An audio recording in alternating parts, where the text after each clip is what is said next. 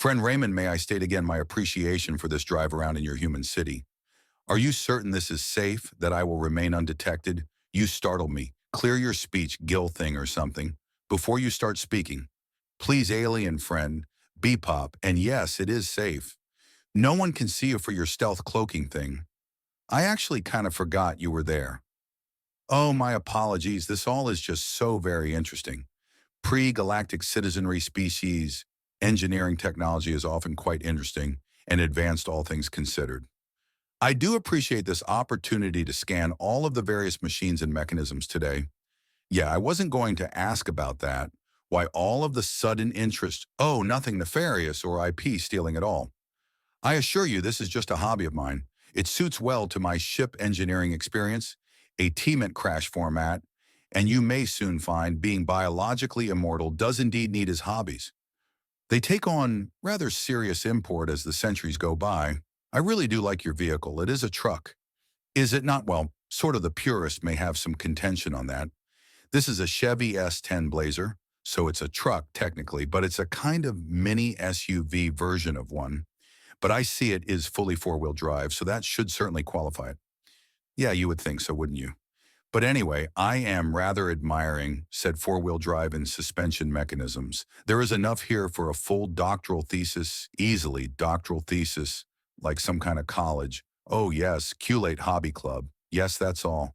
Yes, I really like the shocks and strats mechanism. How it functions is really intriguing. Oh, and it looks like we are about to go over a speed bump. How exciting if you say. So those things are nasty the way they lurch the entire vehicle around, throwing the passengers around inside like that. If you say so. Hey, what happened there? What do you mean? Well, we didn't lurch. I wasn't thrown around or anything. Like the car in front of us was, oh, the car up ahead did the speed bump wrong. That's why they had the extra mechanical abuse going on. How does one do a speed bump wrong exactly? Now, I am very interested. Well, you've got the scan of the suspension while we drove over it.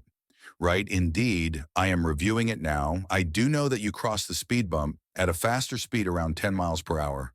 Well, then you should see that the shock took the bump as the compression and the spring returned it and pushed the wheel back down before the shock started to push the truck around. So we and the truck frame itself floated as a whole structure. Over the bump by design, how very interesting. But then how did the car do it wrong? Well, I don't know what's going on in their reasoning. But the fact is they took the bump too slow. The shock took the compression and the spring went to reset. But the vehicle was going so slow. It was still on the bump when the spring pressed back down.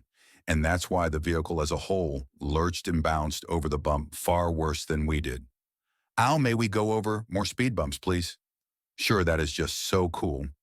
But human friend Raymond, why does all the other vehicles we have seen today do speed bumps so wrong?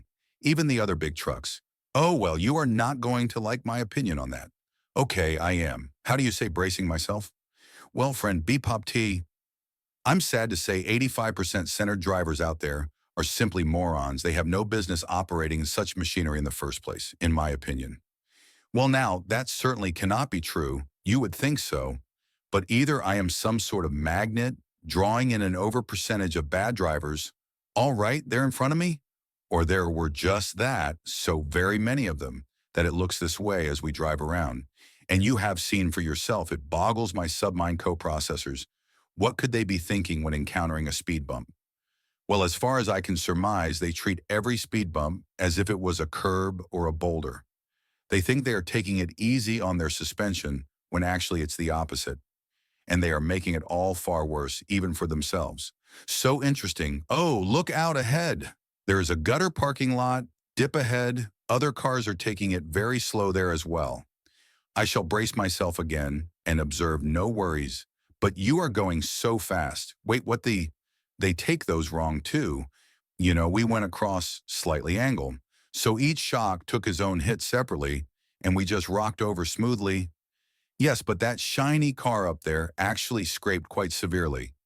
Oh, well, when kids modify their machines to look cooler, they wind up making the machine and shocks unable to prevent self-damage over a simple parking lot.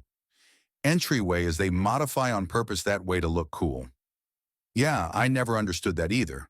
Now I don't understand how you humans advance this far. Suddenly, well, it's only 85%. We still got the other 15%.